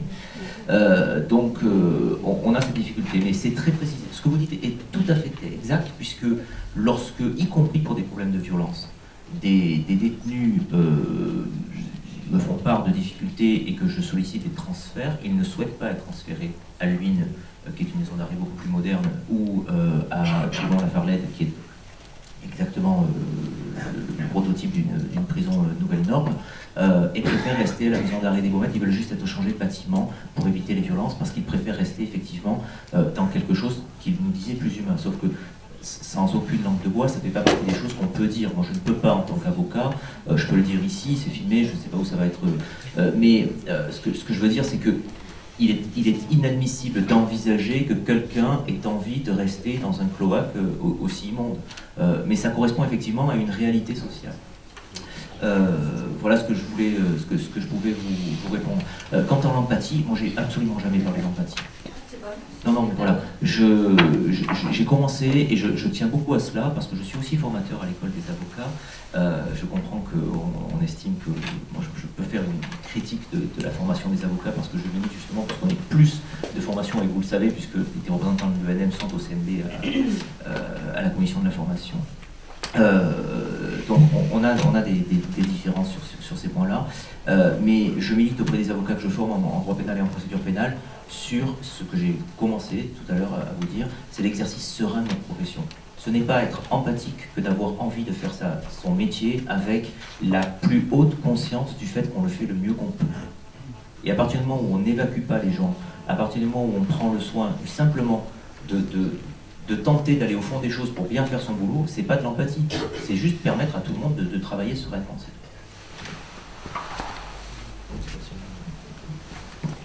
Je voudrais revenir un peu sur ce que vous disiez tout à l'heure, notamment en parlant des ZSP. En disant, ce qui est important, c'est de recueillir la demande de sécurité. Je crois que dans notre débat, il y a deux champs. Il y a le champ de l'individuel, c'est-à-dire je suis victime et quelle est la réponse qu'on va m'apporter. Et quand on l'apporte, est-ce qu'elle répond à mon attente? Donc le délai, la compréhension. Et nous vivons aujourd'hui aussi l'aspect plus collectif, en disant, on sait bien qu'on a des secteurs qui deviennent plus difficiles à gérer, plus collectifs.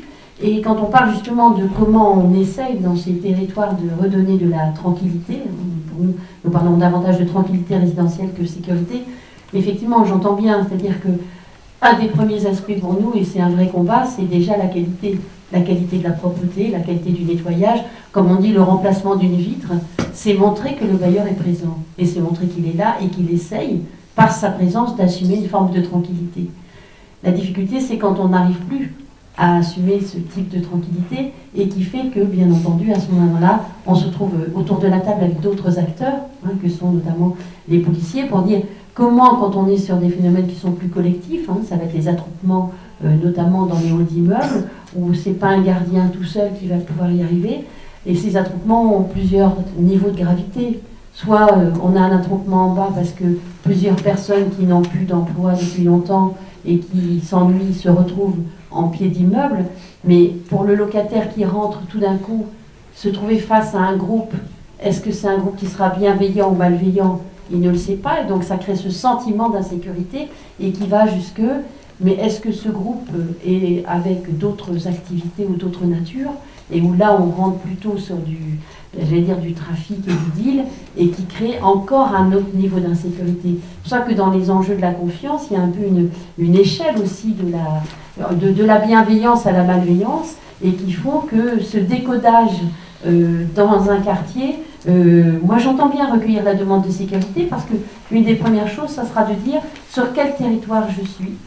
Dans ce territoire, quel est le niveau de bienveillance qui existe et de malveillance, entre guillemets, et comment allons-nous, tous les acteurs confondus, et chacun à sa place, et chacun à son rôle, être contributif d'une amélioration vers la bienveillance.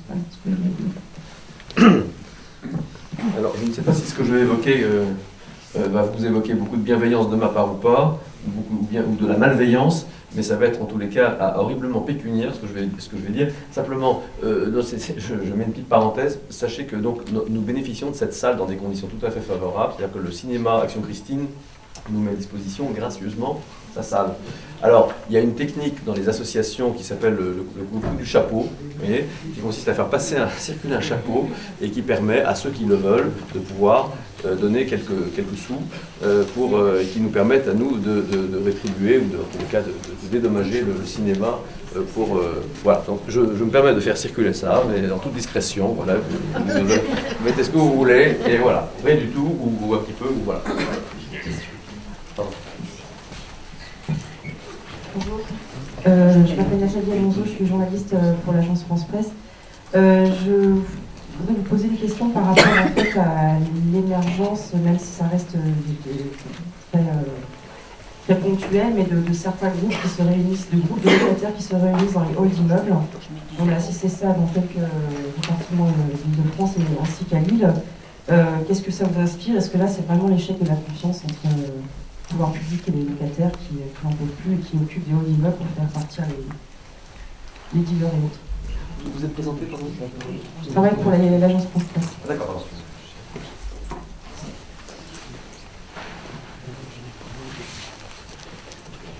L'échec de la confiance, je ne sais pas. Alors sur le cas de Lille, effectivement, il y avait un certain nombre de reportages sur la question, mais quand je m'en suis inquiété, le DDSP était quand même intervenu avec ses partenaires pour régler la question. Je crois qu'effectivement, la question de l'occupation de l'immeuble est une question très très compliquée, parce que bien sûr c'est un délit pénal, mais il est très difficile de l'établir et d'en apporter la preuve. Pour nous policiers, et donc a fortiori, c'est encore plus difficile pour la justice de les poursuivre.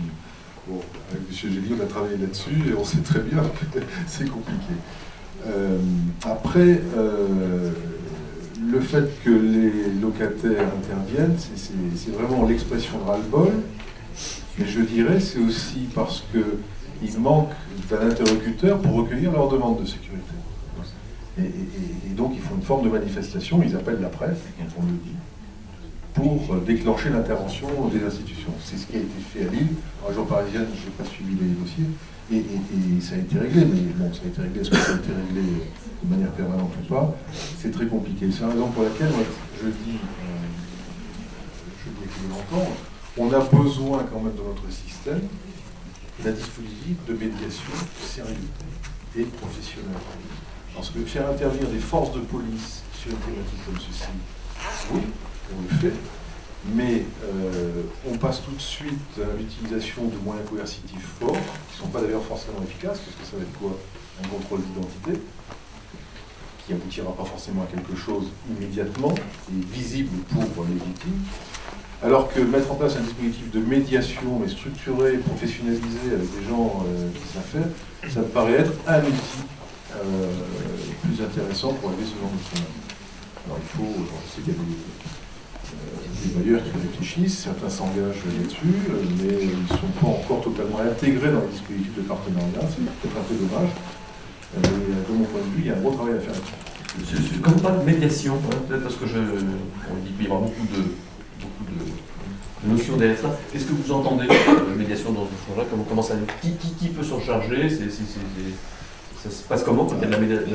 Il y a plusieurs exemples. Vous avez des bailleurs qui ont un dispositif de médiation, vous avez des municipalités qui mettent en place des équipes de médiation et qui interviennent effectivement sur le terrain pour tenter de régler ce genre de problème, pour inciter ceux qui créent des troubles à ne plus le faire, voire pour essayer de leur trouver des solutions pour qu'ils puissent se réunir. Parce que souvent, quand on est dans un hall d'immeuble, c'est qu'on n'a rien d'autre pour se réunir. Voilà.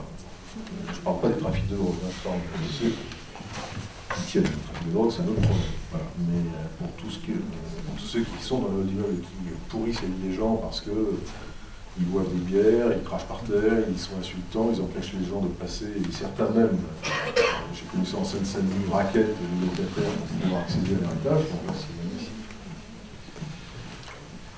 Là, ça serait plus trop pour la médiation, à mon avis.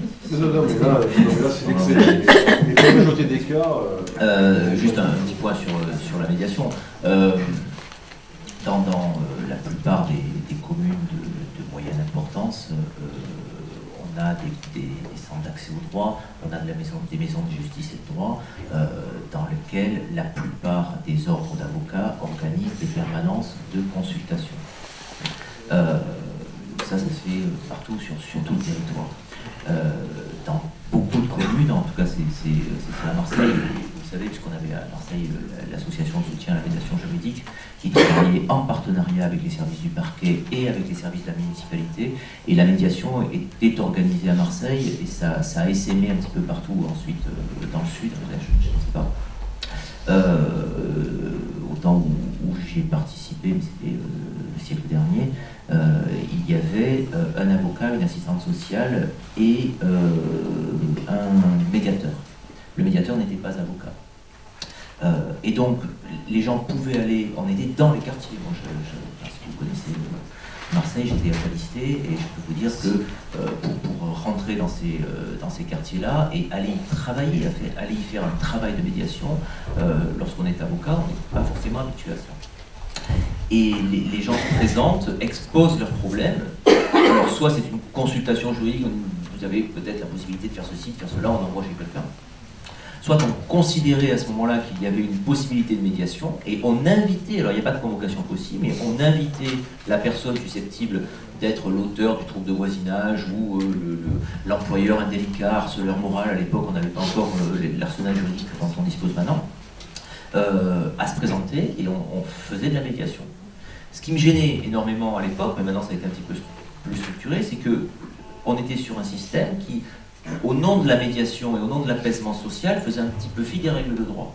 Il y a des moments donnés où j'étais un petit peu obligé de dire, là on est quand même limite, c'est quand même un délit pénal, il faudrait peut-être aller déposer plainte. Sauf que, effectivement, j'étais dans cette culture-là. C'est pour ça que maintenant je parle plus facilement de médiation, parce qu'on a évolué, on a changé nos pratiques. Et là par contre, on a été extrêmement bien formés.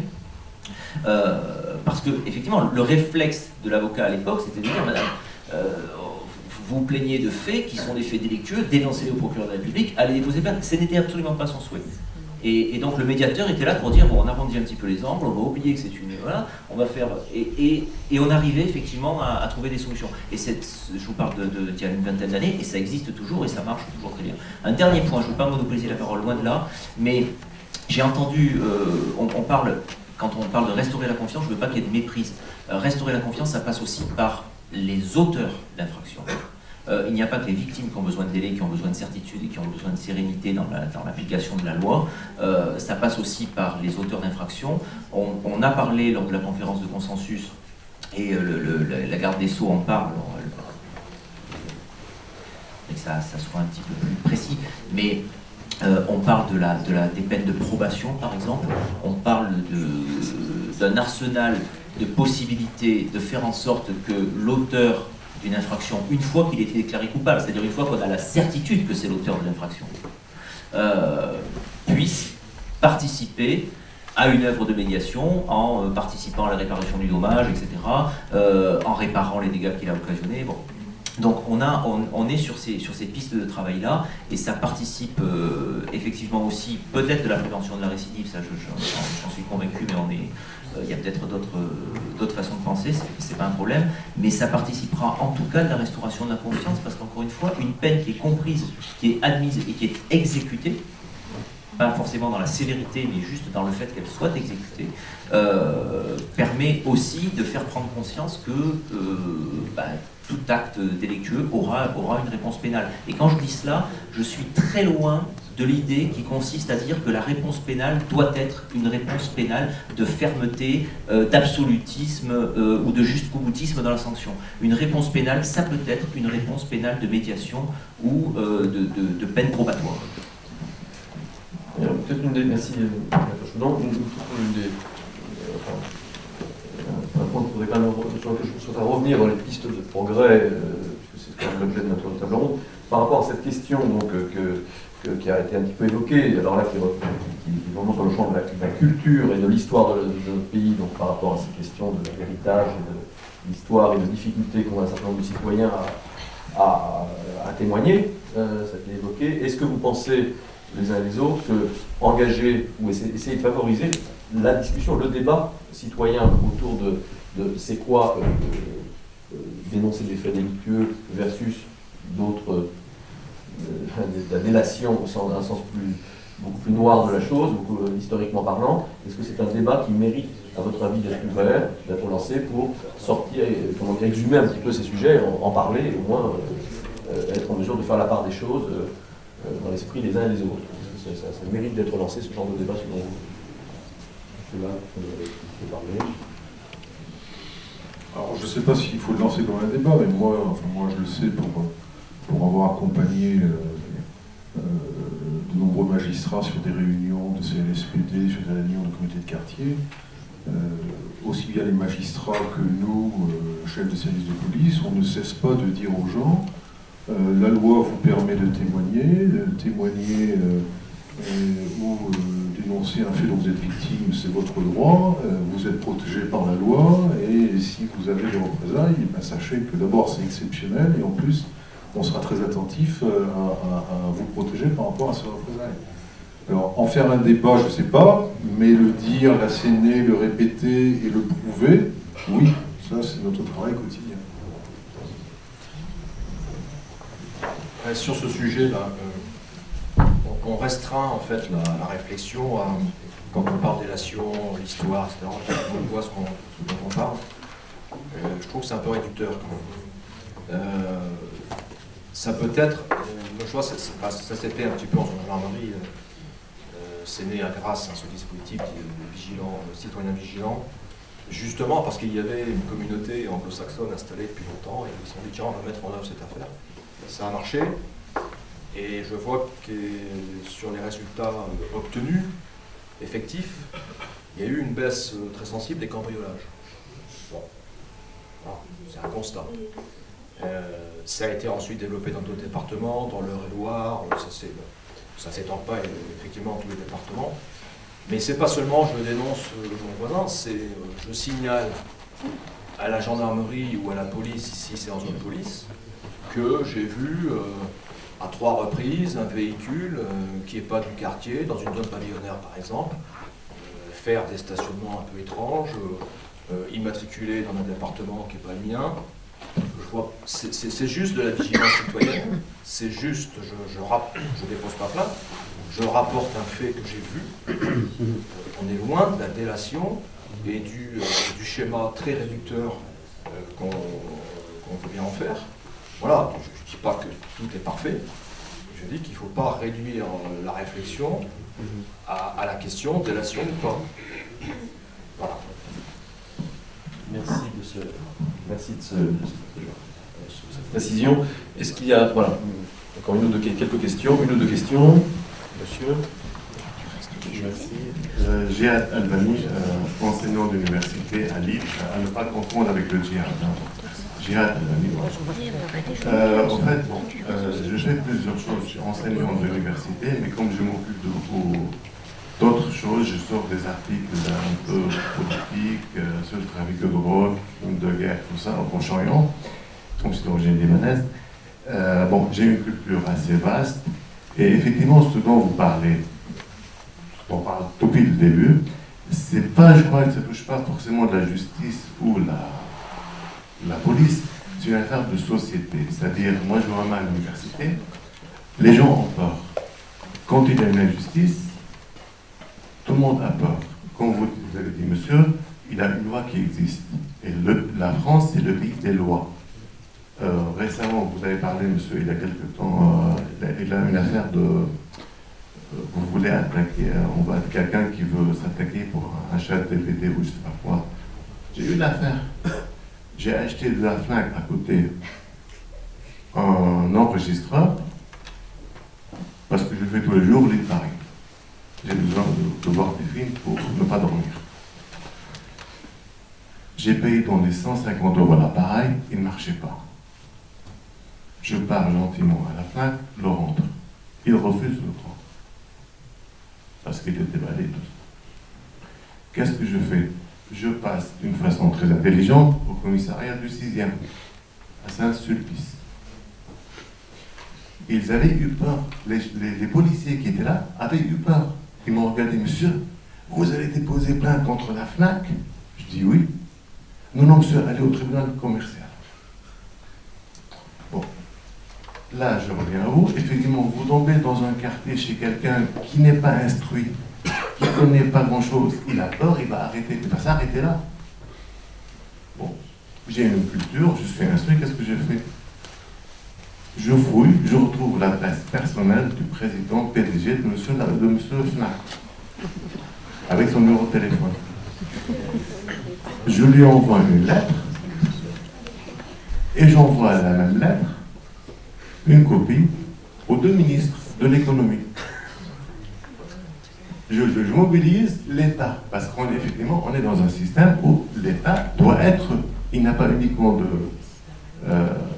il faut que, comme le pays est régi par l'État, il faut que l'État ait une certaine éthique. Donc je considère que l'État est responsable de cette économie-là, de cette affaire-là aussi. J'envoie à M. Montebourg et au ministre de l'économie une copie du papier. Une semaine après, je reçois une lettre de 3 ministres, de leur directeur général, bref, de tout le monde, y compris le président de la FNAC, qui me demande de retourner voir le nouveau président, le directeur de la FNAC, Odéon, qui teste l'appareil et qui me rembourse à donner de l'argent. Donc, c'est histoire, effectivement, voilà. Une autre affaire, bon bref, je peux citer plein d'affaires comme ça. Et donc, c'est histoire donc d'éthique. C'est histoire, à mon avis, de culture, de société. Et je crois qu'on n'est pas malheureusement dans une société comme les anglo-saxons. Les gens ici ont peur. Vous avez un système, effectivement, d'État qui n'est pas assez clair. Là, j'ai une affaire qui va sonner très bientôt. Je vais attaquer l'université de Lille en justice. Je suis enseignant là-bas. Je vais voir que je fais un dossier énorme sur l'université parce que je découvre qu'il y a trafic de notes, falsification de dossiers.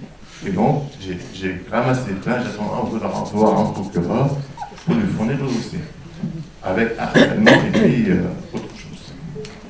Je sais que c'est immense comme affaire et c'est très compliqué. Pourquoi? Parce que je m'attaque à une institution. Et pour franchir le pas, c'est vrai, c'est très compliqué. Mais je connais les lois. Je connais ce que c'est la définition de l'harcèlement moral. Je connais aussi ce que c'est la discrimination. Donc si un procureur prend le dossier, je sais que je gagne. Même si ça dure 5 ans, je gagnerai à la fin. Donc, le problème qui se pose toujours, c'est que quand j'ai appelé, pour vous dire l'exemple, quand j'appelle le ministère de l'Éducation nationale, de la recherche pour la service des affaires juridiques, le responsable des affaires juridiques, un adjoint de la directrice, il me répond par ces termes-là. Il me dit, monsieur, on ne travaille pas pour les individus, mais on travaille pour l'institution. Ce qui signifie que là, c'est le problème. Que là, je suis fonctionnaire, je suis enseignant d'une université, j'appelle ma hiérarchie, les affaires juridiques, pour régler un problème juridique avec l'île 1. Il me répond, on ne travaille pas pour vous, on travaille pour votre direction. Et c'est ça le premier problème. Donc vous avez plein d'organismes d'État qui ne défendent plus l'individu, mais qui protègent le système. Et comme vous avez dit au départ, je crois une des personnes qui a dit au premier débat, elle a dit, c'est une affaire de personnes. Si on trouve les bonnes personnes avec qui parler, là ça passe bien. Mais comme le système fait que malgré les lois, on se protège entre institutions, tout le système tombe. Merci.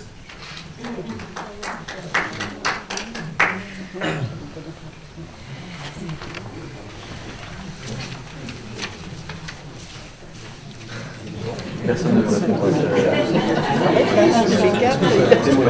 Témoignage. Pas de question. Personne ne peut répondre. Donc, notre... Bon, mais écoutez, on va... Mais écoutez, sur ce témoignage, donc nous allons terminer notre matinée. Je vous remercie de votre participation active. Je remercie nos intervenants d'avoir accepté donc, de contribuer à ce débat, et qui n'est sans doute qu'un début, parce que cette question de la confiance, effectivement, c'est pas un débat qui va permettre de le résoudre. Mais en tous les cas, ça permet à Pierre de faire avancer un peu les choses, la réflexion.